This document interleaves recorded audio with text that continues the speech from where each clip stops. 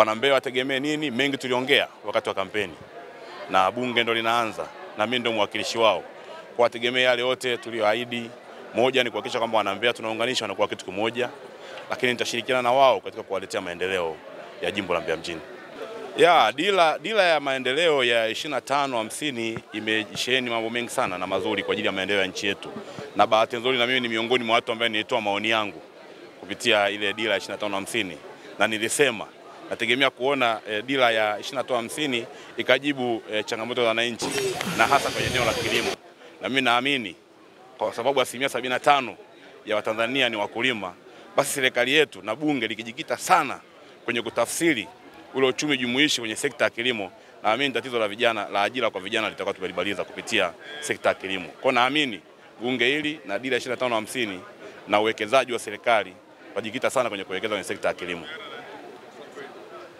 Asante sana.